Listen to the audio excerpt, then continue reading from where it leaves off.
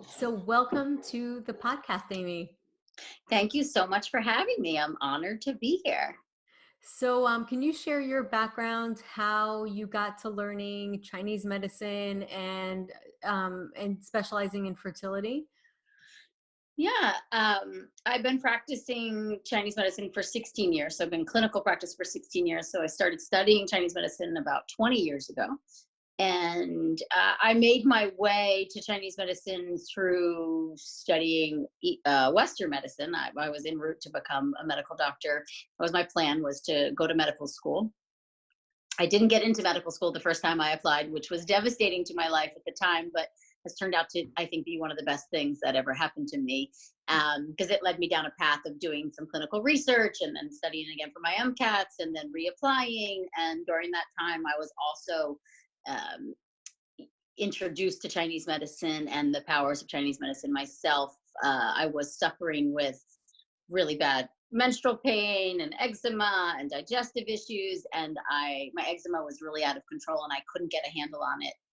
It was all over my face and my eyes, and my mother was urging me to see a Chinese medicine doctor. And it was around that time when I started seeing one myself and really just fell in love with the medicine, and so decided to pursue that as a profession. And that was a long time ago. And then since then, I've just been on this path of really helping people like reconnect to themselves and learn how their body works and how they can best support it. And what I found over the years was, when I did that with women especially, that when it came time for them to get pregnant, pregnancy was fairly easy for them to achieve. And so I used to focus more on, for like, there's fertility acupuncture. There's like certain points you do during the luteal phase and certain herbs, and there's kind of like textbooks that you follow, but it it doesn't quite follow the individualization of the medicine. And when that hit me, which is probably like 4 or 5 years into my career as an acupuncturist, when I kind of made that realization that, oh, that the women I'm treating for fertility, and I'm following like this textbook and it says use these points and these herbs, I'm not really helping. But the women I'm treating for anxiety and gastrointestinal issues, that when they try to get pregnant, it's just very easy. And so Mhm. it really had me step back and look at how I was approaching the fertility cases, and came to that very clear realization that I say probably 15 times a day, is that your fertility is an extension of your health. And when we work on Mhm. your health mentally, emotionally, physically, and nutritionally, your fertility thrives. And there is no such thing as fertility acupuncture. It's really just, those are acupuncturists. Like, I do consider myself an acupuncturist who specializes in fertility for certain, but that's because I understand the whole Western side of things. And so to really understand that differentiation, but fertility really came to me. I didn't seek it out. I think maybe because I was a scientist and, more of like, a researcher prior to becoming an acupuncturist and a biologist and chemist and all that, that I really like the very measured end results. And so obviously with fertility, there's a measured end Mhm. results. And Mhm. so maybe I got, my passion kind of came in through there. But I wrote Yes You Can Get Pregnant. I started writing books in 2010. My first book was Chill Out and Get Healthy, and that was really just a general guide. But when I wrote Yes You Can Get Pregnant, it was coming from this place of, I just felt like I wanted to stand on a rooftop and scream to Mhm. women that, like, you are not broken. This Mhm. is manageable. Don't give all your power away. So there was this like fire in me that I just felt like I needed to tell everyone that time is not running out. You can do this. You have a lot more power in this than you believe. And so obviously when I wrote the book, then, I mean, I was already seeing lots of fertility clients, but when I wrote the book, it really put me on the map as, oh, okay, here's, Aimee does this fertility acupuncture. And now, yeah, I'd say 80% of my client base is women trying to conceive. And I love that too, because I get to, I look at it as it's a very special job, because I'm helping mold the mothers of our future, and Mhm. that's really special. So I always joke that I'm not really in the business of helping women get pregnant. I'm helping women become the best versions of themselves. And from there, Mhm. a child comes through.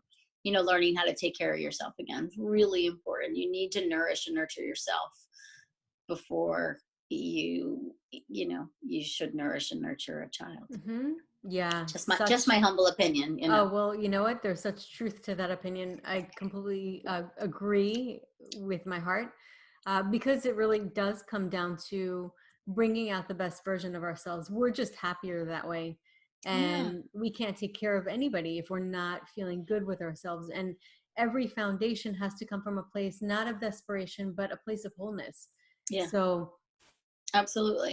And yeah. that's it. That is, like, you just nailed it. That is what I see my job as, is getting, you know, making the whole again, getting them back to Yes. that whole aspect of themselves. And, the fertility journey is tough, and it really takes things from you and makes you feel broken Hmm. and at the mercy of everyone else, and lab tests and numbers and all of these things. And so there's a lot of reconnecting that has to be done, and it's not Hmm. just diet, and it's not just lifestyle, and it's not just acupuncture or herbs. I mean, those things are great and super useful, and they really make a difference, but we also really have to tap into that spiritual, emotional space, and Hmm. give women the space to heal and honor themselves and what they've been through. Yeah, and it sounds like just reconnect with yourself and your relationship with yourself, and also reframing how you're perceiving yourself. And I Hmm. love the fact that you're saying you're not broken. Oh It's God, no. not, and it does feel like that. A lot of times they Mhm. go and get, and these numbers feel like a test that you just failed. You come home like really devastated. Yeah. There's So so yeah. much scrutiny and so much pressure, and we're really, uh, when we put really doubting nature. I always think of Deepak Chopra in his book, The Seven Spiritual Laws of Success. He says a flower doesn't try to bloom, it just blooms, and Yeah, I love that. to think about that for every aspect of our life. We don't have to try hard, to get pregnant. We just have to figure out how to best support our body so it can be its healthiest, and it will Hmm. do the rest. It That's right. knows how to do it, but it's our job. The trying for us is kind of clearing away all the debris, Hmm. and getting back to, okay, how can I best nourish and support myself mentally, emotionally, physically, and nutritionally? And then from there, that flower doesn't have to try to do anything. It just does it. Yeah, and it's interesting how you were just saying that you started out just treating people for menstrual irregularities and Everything. just Yeah, anything. and you actually prevented them from going through challenges. Well, I actually am in the same boat. I just told you before in the pre-talk that I lived in New York City. I used to be an architect. That was my career. Wow. And I went on, and I since I got my period at age 13, I was always irregular, like 3 months Hmm. apart, and was really bad. And it took years. I went to at 17 to a gynecologist who put me on the birth control pill, of course. And I went through that, like, on and off the birth control. But even then, I felt this is definitely not a solution. And I Yeah. was surprised that I wasn't getting a solution, because I thought I'd go in with my mom and have a solution at hand. Yeah. And I wasn't even sexually active at the time. It's Hmm. like, why am I going on the pill? I And know. I remember going on and off, and I remember even when I was younger, knowing that I didn't feel myself.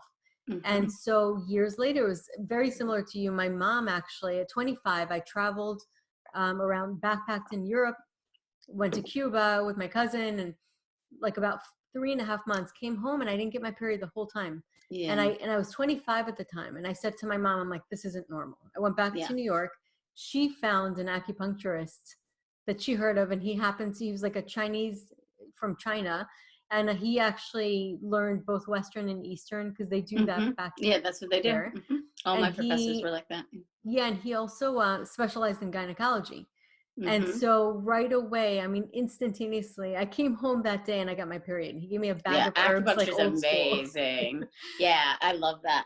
Acupuncture is Yeah, so good at jump starting a cycle. It it's just really, it's incredible. incredible. I know, I agree. I was just floored, because, for years I was trying to find a solution, and this is like Hmm. 12 years. And this is the first solution that I got. And it was so instantaneous that I was Yes. so amazed. And so what happened was, I not only got balanced physically, but I was also like working in corporate America Hmm. in New York City, very stressed out. And I used to take things to heart, and I felt very Yeah. sensitive. And I was like, things would happen, the same things would happen, and I wasn't affected by it as much. And I Yes. feel So more amazing. balanced. And I was like, this is incredible. And that obviously got me to wanting to learn it. But the reason I'm saying this is because I thank Dr. Lee, who's the Yeah. guy that gave me my period and Hmm. regulated it. I thank him for my fertility years later. Yeah, absolutely. Because that is it, if and I wish we could, and we are doing it, really driving that message home to the younger women that, Hmm. you know, the birth control pill is not the answer by any means, and in fact can really be a detriment to your long-term fertility, and that it's just a band-aid, and what we need to do is actually work with all the different pieces to regulate your hormones, and understanding that that's going to have an impact on your fertility in the longer term, Hmm. and that it's not just this like switch we get to flip on and off, like, okay, Yeah. I don't want to get pregnant for all these years and then now I want to get pregnant. That we need to spend time really nurturing and take care of, and like looking at our body holistically too, right? Our period is tells us a lot about health, especially for women, but so does your how you manage your stress and your skin and your digestion and your nails and your hair and all how it all grows. That all tells Hmm. us so much, and that I want that message to be so clear to the younger generation as well, that we don't want to just cover up our symptoms. We want to get Hmm. to the root of them and manage them, because that sets us up for longer term lasting health Yeah, and I and fertility. remember exactly. And I remember when I went to Dr. Lee, he told me, he said, your menstrual cycle is so important. And he said, we're going to go to the root of this. And I remember that was the first time I've ever heard anybody Yeah. say that to me. And I was like, that makes so much sense. I'm, Yeah. I'm like, I really like that. That's how it was for me when I went to, I went to like a learning seminar at Pacific College of Oriental Medicine when I was still at UCSD, and planning to go to medical school there. And I remember sitting in the lecture, and they were just talking about like, okay, so getting to the root of the problems, and if something is cold, then we just warm it up to get things to flow again, and if something is hot, then we clear some heat. And I just remember thinking like, this makes so much sense to me. It was the first time, whereas before I was like in the research lab and everybody's arguing about like this peptide and that protein and what's doing this and what's blocking that, and I was like, and I always would get stuck on the fact that we weren't looking at this holistic perspective. We were looking at these like cells growing under a hood in a lab, and it didn't make much sense to And me. I it's was like, hard to are understand we as a missing student something? too. Yeah, I was like, are we missing something? Yeah. And then when I went to the acupuncture, school, introductory, like it was an open house or something, and I was like, oh my gosh, I want to do this is exactly how I see the world. It really is just, it can be simple. It's not super simple, but it can be, Yeah. where it's and we just break it down into these very digestible pieces, and looking at the body, it's like we're like detectives, right? We get to look under every rock and see all the little kinks, and where's the root of it coming from. Is it not enough kidney fire? Is it not enough chi or blood, and then work on that, and the rest just the root, you work on the root, and the branches just rectify themselves. Yeah, and if you think about it, I mean, we grow understanding nature. We go outside, we could see, we know the sun comes up and we know it That's comes it. down. We understand those things. It's so innate in us because it's part of Yes. nature. And Hmm. that's what they speak to. Whereas other Yeah. types of medicine, Yeah, there's such a they create disconnect. names for this, that, and Hmm. that, and the other, and then they put it together in charts that are very hard for the mind to Yeah, it's really. compartmentalized. It's too compartmentalized. It's missing the synergies, and that's the thing that I do love about Chinese medicine and about nature, which so much of Chinese medicine is really based in studying and understanding nature, is just that everything flows together, and Mhm. there's this synergistic effect. It's so Yeah. beautiful. Absolutely. And so, one of the things I loved about your book, Yes, You Can Get Pregnant, is the fact, and I totally agree with you because the word infertility, I'm going to say this once. I don't like that word at all as well, because it's this label. It's a label. And just by that label, it says you're infertile, which Yeah. means that, to me, I mean, that means you can never get pregnant. Yeah, you're barren. You're broken. Good luck, your ship has sailed, right? Yeah, Yeah. and it's not true. It's not true, because it's like I say in the book too, right? It's not a switch that's on or off. It's a spectrum, you know. So Mhm. I think some of us might be on the spectrum where we're less fertile than we could be. Sure. Mhm. um and so, but there's a lot we can do to get you to move up on that needle and get you Right. more fertile, right? Even as you age. So Mhm. remember that, even as you age, if you are still menstruating and ovulating, and even if you're not, um if you're, we can restore that. If we can restore normalcy to that cycle, we can definitely restore fertility. And I always say too, if we can improve cellular health, like for heart disease or diabetes, and reverse these disease states, why can't we reverse fertility challenges? Yeah. When we make these changes to our body, we're impacting every single cell in our body and the health of Mhm. every single cell in our body. And that can impact egg quality, uterine lining, reproductive potential, Mhm. FSH, AMH, I mean, all the things. And you Right. probably see that too. Clinically, we see those things change all the time and Yep. shift. And so, but for women, when they get that diagnosis, it's traumatic. It's Mhm. deeply, like, cellularly traumatic. Mhm. And so a lot of the work becomes then undoing that trauma. Mhm. It's not even just so much about improving egg quality or regulating estrogen, right? It's literally undoing the trauma of that label. Yeah. And I love the fact that you're very focused on the mindset and how people perceive their journey. And the first question you ask is, do you believe that you can get pregnant? Hell yeah. Mhm. And that most women say yes. Most women, I think I say that in the book, like whether it's through tears or it's through, they're scared to say it. Most women, I always say that. I don't think they make it to me or to my office or to the book or to a Mhm. podcast like this Yeah. unless they actually believe it. They're just scared to own Right. believing it because Yeah. they've been told otherwise. And that sucks. I hate Mhm. that anybody's been put in that position, but I would ask all of you to honor that hope inside of you, even just a little bit every day, that you do still have hope, and you're allowed to take ownership of that. You're allowed to believe in your ability to get and stay pregnant, Right. even if someone told you that it's not possible. Yeah, because there is this belief out there that if we allow ourselves to get our hopes up, Yeah, then we're going to be then let down. Well, you're going to be let down anyway. So you might as well just right, be hopeful. exactly, because you're going to probably increase your chances of whatever you are doing. It doesn't matter if it's fertility, it could be anything. Yeah, it's we were just quoting because of the whole virus thing. My social team was quoting from my book Body Belief, and the quote was something like, "Science shows us that negative and worrisome thoughts have negative implications on our immune system and our overall health, and positive and hopeful thoughts have the opposite. They have positive implications on our immune system and our overall health."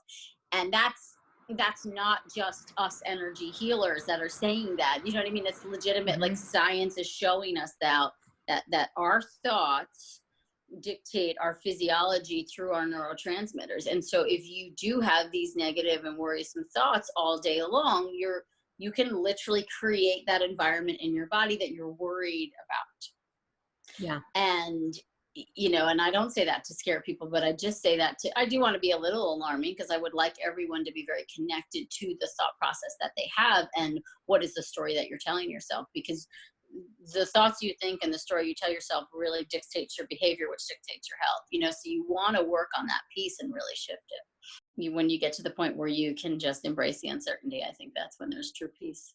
This is true. So let's go into that. Yeah. You just mentioned a really good thing. We're obviously in a pandemic. This is probably going to get air later, but I am going to put bits and pieces probably Yeah. live earlier. Uh, but let's talk about that, because that is something that we're dealing with uncertainty right now. It's, the fertility journey is so uncertain. And now we're going through this global Yeah, exactly. uncertainty. Nobody knows what's going to happen. I know. Nobody knows what's going to happen. And so embracing that uncertainty, which I'm very thankful, because especially when we're doing what we're doing, we're practicing this every single day, working with patients Yeah. and getting them this peace of mind. And I think that we're lucky to do that, because it gets us into this reality frame of Wu Wei, like effortless effort, kind of going with the Mhm. flow. This is like the Mhm. Taoism that our Yeah. medicine is based on. Yeah. It really is the best mentality that helps homeostasis happen faster. Hmm. So let's talk about uncertainty and embracing the uncertainty, like you just mentioned, because I think it's just the perfect time to talk about that. Yeah, I did my Facebook Live on it today, actually, too. And that's what I brought up, is that we deal with uncertainty all the time. I mean, especially the fertility journey, I think is, what's front and center in this conversation. And that's a huge uncertainty. And, one thing I always say to my girls is like, I can't tell you, I don't have a crystal ball. I can't tell you exactly how it's going to unfold, but I can tell you that if you stay in your state of preparedness, right? And you show up for yourself every day, or most days, maybe 80-20 rule, fine. Mm-hmm. And you're willing to nourish yourself and nurture yourself and listen to your thoughts and be conscious and present, then you're giving yourself the best opportunity for this to happen, right? Mm-hmm. And so I feel like it's the same for something like this, that we just keep, that right now too, it's a scary time, but we're all, doing our social distancing / quarantining in an effort to prevent this from being a much larger scale issue, and that then would lead to a major health crisis, because we just don't have the hospital beds Mm-hmm. for all the people that could potentially get sick. And so to remember that's actually what we're doing. We're doing something for the greater good, and we're doing it all together. And that's actually a really beautiful thing. It I is. know we feel as if we're being forced to do it, and we kind of are. But if Sometimes we we can, have to. yeah, but I do think Yeah. sometimes we have to. And I think all of us, many of us I would probably still be going into the city like one day a week to see clients if someone told me I absolutely couldn't. Right. Or I still could maybe sneak through, Mm-hmm. but so yeah, maybe we're being forced into this inwardness, and that's not necessarily a bad thing. So to remember why we're doing it, that there's a greater purpose here, and that is to ultimately save lives, and ultimately to like flatten that curve and prevent a major crisis. And we can deal with all the how did we wind up here and all that stuff at some other point, but the truth is we're here, and I don't know that serves us to really place blame or point fingers or try to unpack it too much. It's like, this is where we are, and so all we can do is just remain prepared. And I think that's like comes down to our diet and our lifestyle and sleeping enough and resting and going inward, and the right supplements and all those things, but also our thoughts and just knowing like, okay, I'm going to do the best I can for me and the people that are right here with me in this home. Right. And that's all I can do. And the rest I have to just trust and let go of. It's not my business, and unless you're really solution focused and working towards that solution, you should kind of stay out of everybody's business, because the problem focus isn't going to serve us That's at right. all. That's right. And we have to hand it over and just hope the government does the best they can do in a situation like this. This is, thankfully, on some level, other countries have gone through this a little bit before us, so we can learn from them. But yeah, I think so much of it's about trust and just how we show up for ourselves, and it is that handing it over. And just, I think from that space of like, okay, I'm going to do the best I can do for me, and I'm going to show up the best way I can. And the rest, I have to let go of. It's not my business. It's not my control. Yeah. And also riding this wave, because like when we're going through, 120 miles per minute, because that's what we were doing for years now, and people are getting I burnt know. out and they have no second to just breathe. But their jobs are in place and they can go Yeah, outside and everything's that's it. fine. Now we have this like tilt here in the other direction, where now we can finally catch up. So like maybe just ride that wave, whatever Yeah, it well, gives you. that's it. Just Ride it. Have fun. I was like, we were singing songs last night. We pulled out a board game. I mean, obviously, we still have electricity and we still have running water. And I mean, we're so lucky on so right. many levels in Yeah, this first world nation that we live in. that's right. We are so lucky. My husband was still able to go out to Whole Foods today and get some fresh produce. And, like, we are very fortunate. It is frightening for job security for a lot of people and the ability to pay bills and all of those things. And that is where I think we do have to just step back and hand it over. And you do all the things you can do. If you have to apply for unemployment or rely on the government to help with some of that, then that's what we have to do. Yeah. But it is like, the effortless effort too. And I liked what you said before about the Wu Wei. It's just that thing of like, we do what feels good to us and what feels the best and the most supportive for where we're at. And we take advantage of these opportunities in this too. There's time to slow down and sleep more. I made a joke. I had my first call the other morning. I think it was 8:45 was the call.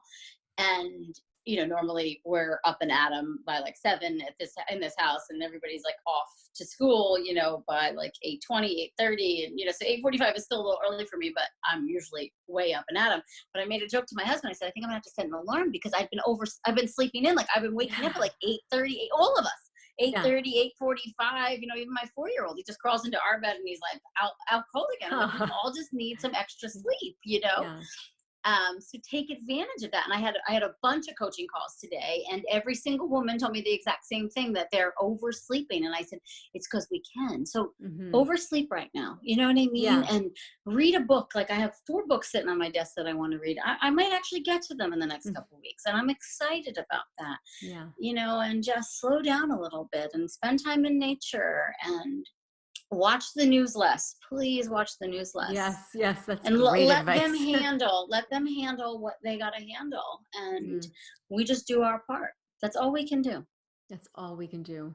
That's totally true. I mean, it really is. And then take advantage of this. Like a part of me, I was like, oh my God, I can actually, read a book. I totally relate to that. Yeah. And another important point, going back to fertility, that you kind of hit on before, is FSH and AMH, and how we get very hung up on that because we're told that those are big numbers to follow. I have seen it. You have seen it. People with quote unquote really bad AMH and FSH numbers getting pregnant with a healthy pregnancy, everything being fine. Can you talk to that point of how much effort and emphasis we should really put on it? 0. I try not to pay attention to the numbers, because it's a snapshot. That's another thing. It changes throughout the day. It's a snapshot. Changes throughout the day. Changes every month. It can improve, contrary to whatever you've heard or read anywhere. We see it clinically all the time, and especially AMH and FSH. You see them improve, and then there was an interesting study that I think came out last year. I think it's in Journal of Fertility and Sterility, but it showed that they looked at AMH and I believe FSH of a group of women, and it showed that regardless of what their numbers were, good or bad, that within 1 year's time, the pregnancy outcome was the same.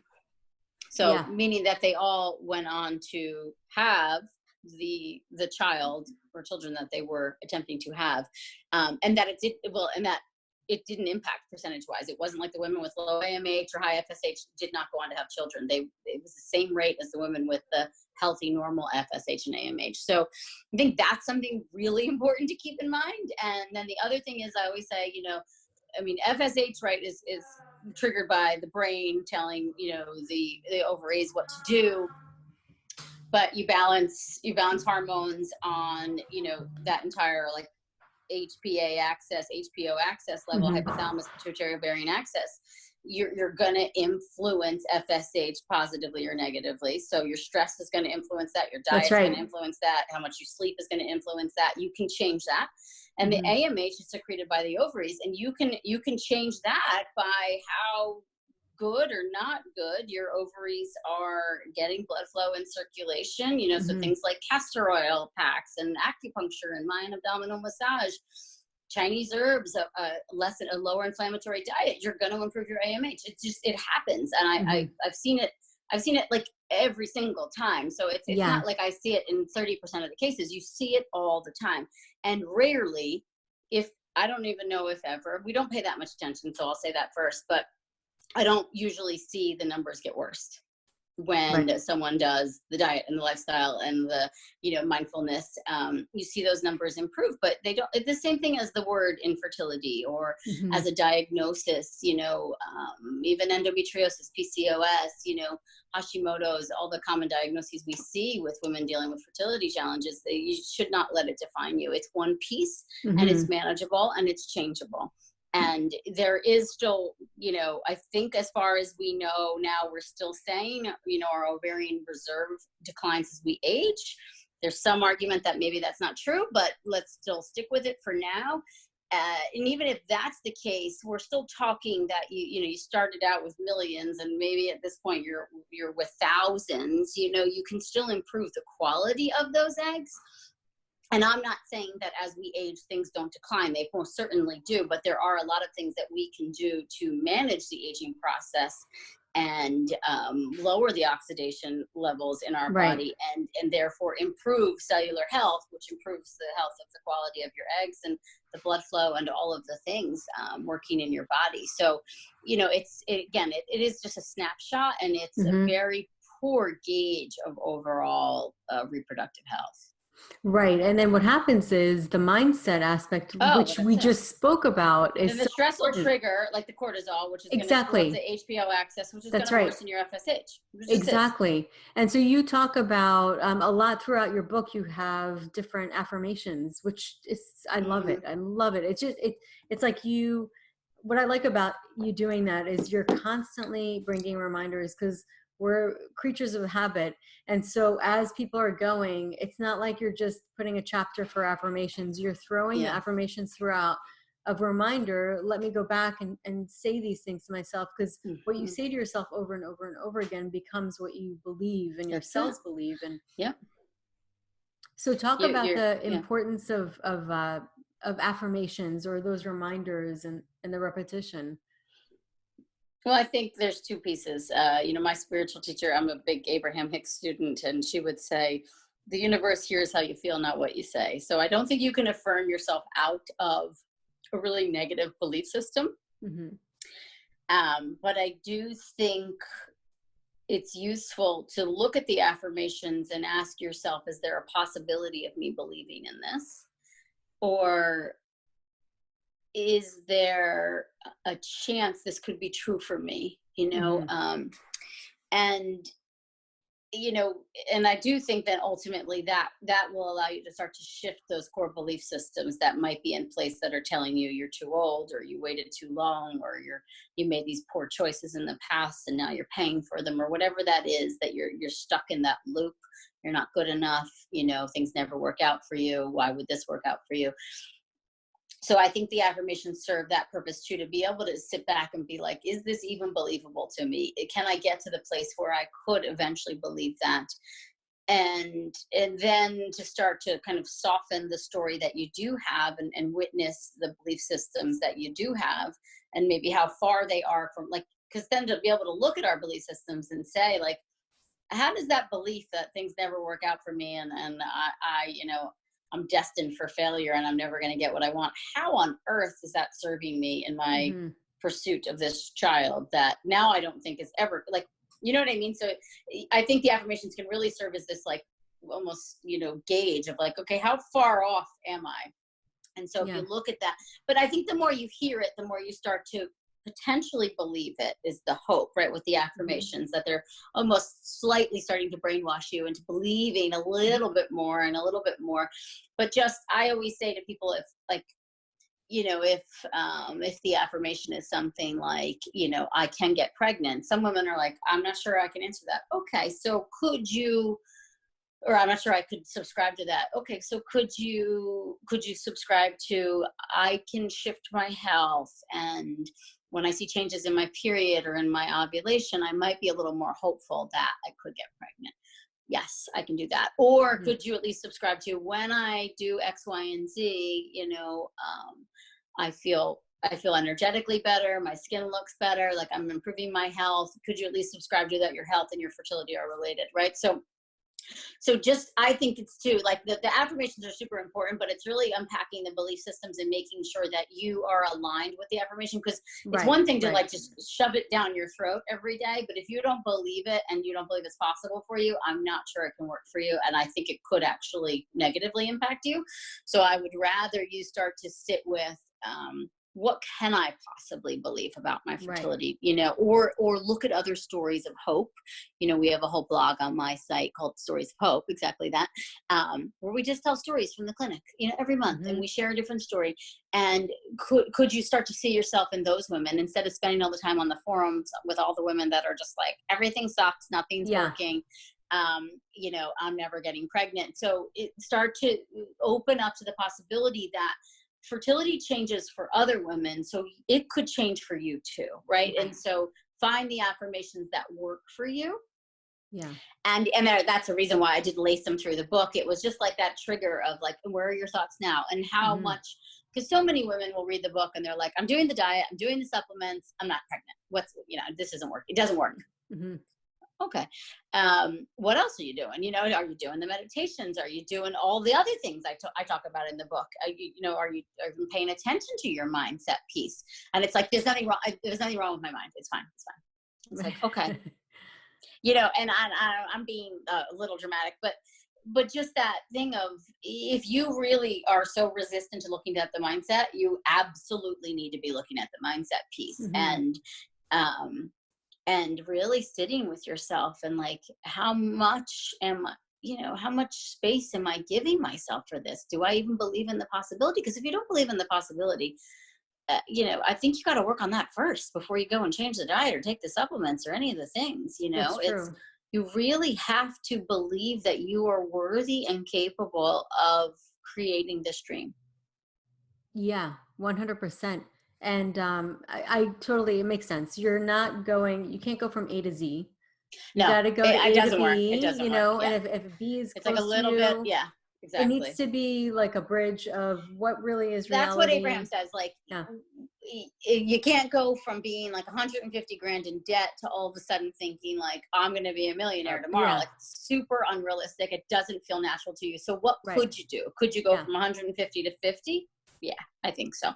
Could you go from 50 to plus 25? Yeah, I think so. You know, so it's Hmm. that kind of thing. Like, we want you to try to manifest, if you will, what you think is believable for you. Yeah. So some women might not be able to believe that they can get and stay pregnant, but they might be able to believe that they can improve their menstrual cycle, or they can improve their health, or they can get a hold in their digestion. And they might be able to believe like, oh, but that did work for somebody else, so maybe it could work for me. You know, they might Right. be able to just start to Right. put pieces You together. need a bridge, and it's Yeah, similar with hypnosis. You really need the mind to yes, accept yeah, it and open up to it. absolutely. And there's a trick of maybe doing like 3 things that you're thankful for a day, which is great Hmm. anyway by I think it itself. shifts the energy. Absolutely. But Yeah. you could do that to begin with, 3 things that Hmm. really do exist, and then little by little, after Yeah. about a week, your mind gets used to this pattern of accepting that whatever you're writing every day for three of them Yeah. is true. And then you can kind of sprinkle in a little Yeah, bit, you can start to trick it a little. yeah, Yeah. of something that you want that's realistic. And then it kind of allows your mind or yourself to really accept it as being true. Yeah, Um, and that's it. I do think I could work in the direction of my dreams, you know, so it's just like this slight, but I agree. And we do have to, you know, with the affirmations, of what I do think is really important is the focus on the appreciation and the gratitude for all that we do have. mhm. And that's so much of what I talk about in Yes You Can Get Pregnant as well, and in so many of my teachings, that it's the joy along the way that's really important. So it's not that I'm going to be happy when I get pregnant. I'll be Right. happy once I have this child, you know. Yeah. I'll deal with all this stuff then. And it's like, no, you need to actually find the joy now in the journey. And that's not easy. It's not, you know, I'll be the first one to say it, because especially when you've created the whole story in your head is the joy with this thing, you know. And so Hmm. to step back and be like, but there is, you know, I slept really well last night, and I do have more Hmm. energy than I've had in a while, and that feels good. And, you know, like with the coronavirus, like nobody I know right now is sick, and that's awesome. And we're doing Yeah. all the things we can do.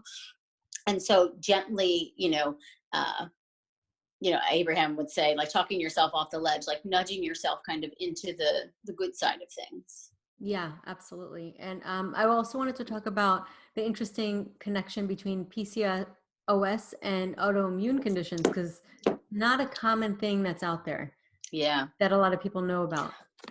Yeah, I can read about it from Body Belief. I actually dog-eared the page just so I would hit on all my points.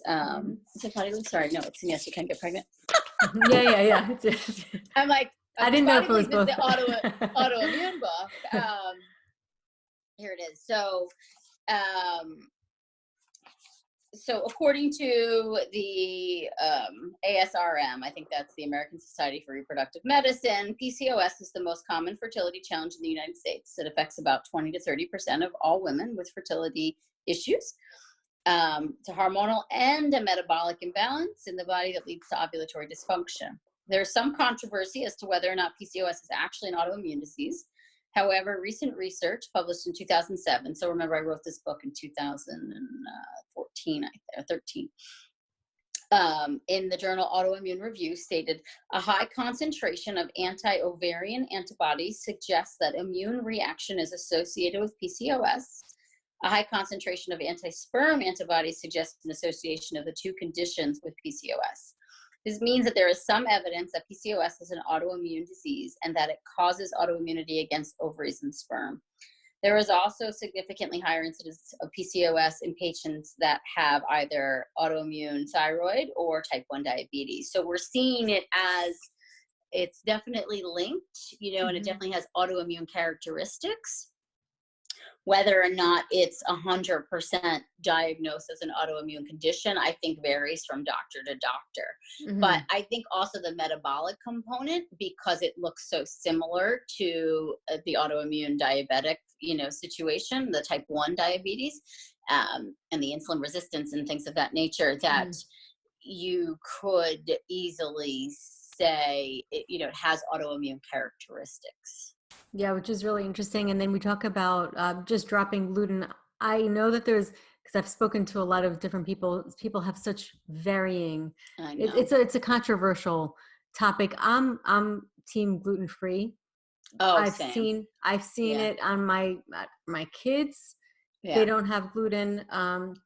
My younger daughter, who was always a picky eater, and she just eats everything. Not eats everything, eats a lot of carbs. That's all she ate. So like bread products, and that was basically what I was able to give her back in the day. And she got to the point where her lips were so chapped they were bleeding. And I was trying to figure out, what do I do? And I happened to go into clinic that day.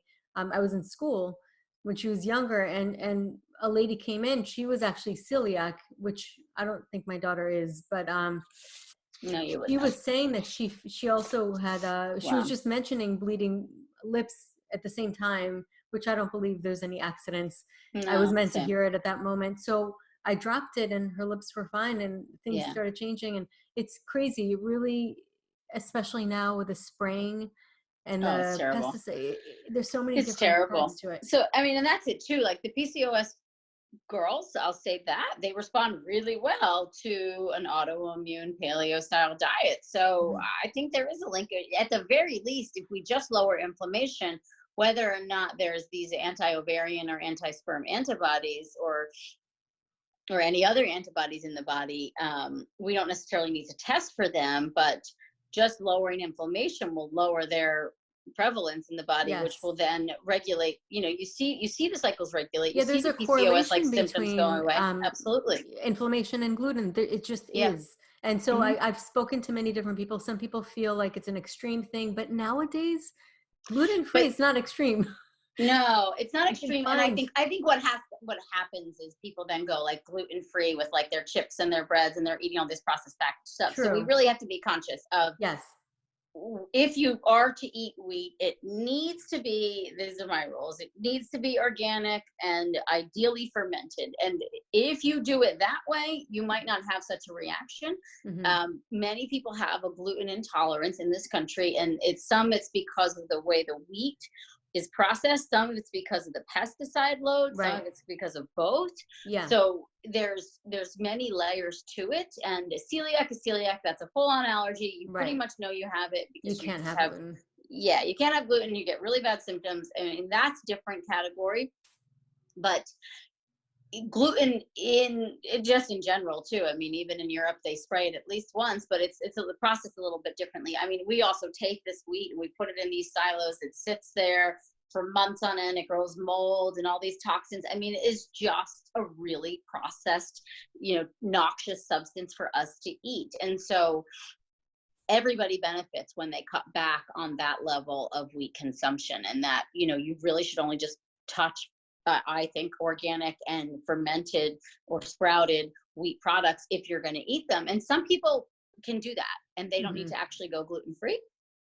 But gluten-free can come with its own layer of crap too, where all of a sudden people are eating like all these gluten-free pretzels True, and like all these gluten-free pastas. I mean, some of the pastas are fine if it's just like brown rice and water or quinoa and water, but you really still have to pay attention to your ingredients. Right. I mean, in Chinese medicine, we say if it sits on your counter and it doesn't go bad, you shouldn't eat it, right? So it's just like that stands for any kind of food. Yeah. Gluten shouldn't be such like the demon that it's come out to be, but unfortunately the way we treat it, gluten, soy, corn in this country are just terrible for us, and so we really have to be conscious of those things. Yeah, for sure. So it's the processing, even more than I think it's the actual protein in the gluten. But if you have Hashimoto's, you react to that gliadin protein. Yeah, for sure. But I say very similar to my patients, if you're trying to get pregnant just for now, cut back on it, unless you could do, which is, it's great in theory, but it's hard to find organic gluten or organic. It's like an uphill battle. And so that's it. And you can start making your own bread. I mean, that's what I do. I make sourdough here. Still don't eat it that often. I still will start to get constipated if I eat it every single day. I can have it like a couple times a week, So it's like, I don't have celiac, but I definitely have a gluten intolerance. It just doesn't agree with me. One of the best discoveries of my life. It totally changed my life, Me and too. so I urge, I mean, I had like 4 calls this morning, and probably every one of them, we spent a little time talking about gluten and how we need to not eat it. Yeah. It's interesting because actually remember working in New York City, if I had pizza, I would come back after lunch like dead. I couldn't function. And I remember just every time I'd eat bread, and actually I remember my energy in my 20s was like so bad. Oh, same. I was so unhealthy in my 20s. I know. I'm in my like 40s. I'm like, same. I got energy. Same. I feel great. And I think it's because of gluten, because if I do have my cheat days, a couple of days after, I'm done. I can't, I have no energy. I know. Isn't that amazing? It is. It's pretty crazy. So speaking of energy, you talk about the spice in the bedroom and how important it is to keep that up and how easy it is to let that go by the wayside. And it's so important because this is part of nature. Nature created us this way. There's a cascade of events that happens when there's true connection and it's not mechanical. So let's talk about that. I mean, I think there's 2 parts to it too. Is like, one, the trying to get pregnant part is a lot of pressure and efforting and, timing of sex, which, I call it the honey, I'm ovulating sex. It's not super sexy. So how can we keep that sexy and fun? Which I think one of the best ways is to focus on the why. Why do you want to create a human with this human? And, what traits do you want to carry on with them? And why do you like this person? Why is it you want to procreate with them? Like, let's really understand that, so that's like writing a list out or talking with your partner about it. Like, why do you lust for them?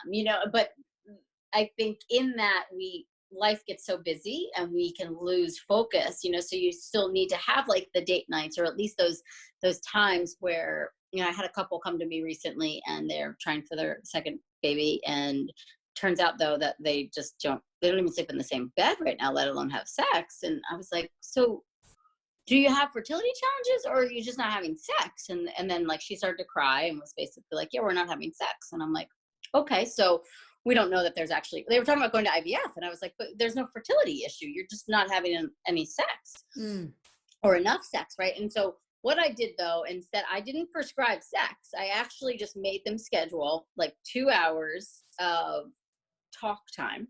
It was kind of her idea, but it was coming from me as well. Every week, or an hour and a half, like Tuesday nights. So instead of sitting and watching TV together, after kiddo goes to sleep or they get home from work and they're exhausted, that on Tuesday nights they cook dinner and they sit at the table and they just actually talk and hang out. And guess what? That automatically just led to more sex because they just started to remember who each other was. Like, why did we get into this in the first place? Like Yeah. why? Like 'cause there was a spark at some point. Where did it go? And I don't think it went away. I think like life gets complicated in relationships, and the longer you're together, like everybody's baggages and all that kind of stuff. But there's still this. You just got to calm down and peel back the layers and find one another again. And and I do really believe babies are made out of love, even if you're doing IVF or fertility treatments, or in a same-sex couple where doing it the heterosexual way isn't going to work. That you still are connecting with your partner on that level to remember the why do I want to have a family, like what are we going to do with this family, what does that look like, and how do I want him or her to parent this child, and what pieces of them do I want in there, that kind of thing, to really think about that and that specialness. And I think that then helps the creativity in the bedroom, if you will, and like the spontaneity, because it's like coming from this space of desire versus being mechanical or forced. And then I think the other side of it is too, if our hormones aren't imbalanced, we don't have a proper sex drive, right? So Right. that could be it too, right? When you talk to women and it's like, oh, I have a low libido, to me, I'm like, okay, it's one of two things. You're trying too hard, and so you're depressed every time you go to have sex because it's not working out for you and you're not getting pregnant, or your hormones are out of whack and you don't have a libido, so we have to work on both, so I do think all the things we recommend in the diet and the lifestyle and all that really helps balance the hormones, which then should bring back the drive. And then also I think the more time that we spend taking care of ourselves, and the more we kind of fall in love with ourselves, not to sound really cliche, but we do then bring that energy to our lives and to our partnerships and to the bedroom, and it spices things up for certain. So it really is holistic, keeping that bedroom fire active. And, even just like before I came up to do this, my husband and I kind of passed each other in the hallway, and I just did like a silly like flirtation thing. And I thought about that as I walked upstairs, and it's like, it's fun. I mean, we've been together quite a while, and it's like fun to still flirt with him. Like, and it's not going to go anywhere, it's the middle of the afternoon, but like, I mean, and we have a full house of people downstairs. But just that thing of like, keep that energy alive too, of like, just be silly with one another. And if sex has been tabled for a while, or it feels awkward and forced, it's like, then just spend time like making out on the couch, like fool around a little bit. You don't even have to make it all about, and one thing I recommend, and yes, you can get pregnant, is try to have sex 2 to 3 times a week, every week, and not just when you're ovulating, because that becomes like a lot of pressure. And then all of a sudden, if your partner is a man, he starts to feel like a sperm donor, and that's not really sexy. No, it isn't. I totally agree. And also the heart uterus connection. You talk about Oh, that's how it. The the joy. baby It's palace, like, to look at it as the baby we palace. gotta open that up. Yeah. And that's it. That, like, to me, the why, and like the excitement of like, oh, and then maybe the baby will get like, not even like his eyes or something like that, but just like his personality or his silliness or her silliness, or just that, like, it really opens up that connection and the excitement in there. And that's I don't know. I think it's really important. We just, in Chinese medicine, we need that bao mai open. We just do. We to do. get We need pregnant. that joy, and we can't put that joy, or like a restriction on that joy, that we need to get this in order to feel that joy. You can actually access that now. I agree. It's here right now. And what are things you used to do before you got so drawn down into trying? Is it like singing? Is it dancing? Is it going out to dinner, or going to live music events? Like, do those things again. Bring back date night. It's just so important to stay connected to that person that you're trying to create this life with. Yeah, absolutely. So this is really cool. I could talk to you for hours. I really enjoy talking to you. I love your approach and your passion. and Thanks, Michelle. everything that you've been doing for the fertility world. So if people want to reach out to you and find you, how do they find you? Just, you can follow me on Instagram or on Facebook. It's at Aimee Raupp, and it's AIMEERAUPP, or on my website, aimeeraupp.com. Or you can find my books anywhere books are sold. I think the one that most pertains to this audience is the Yes, You Can Get Pregnant. And I'll have all those links on the episode notes. Okay, Thank you thank you. so much, Aimee. Thank Stay you so much. healthy, Oh, you stay too. Stay well, healthy. and You enjoy too. your time with your family. Okay, you too. Thank you so much. Have a Okay. wonderful day. You too.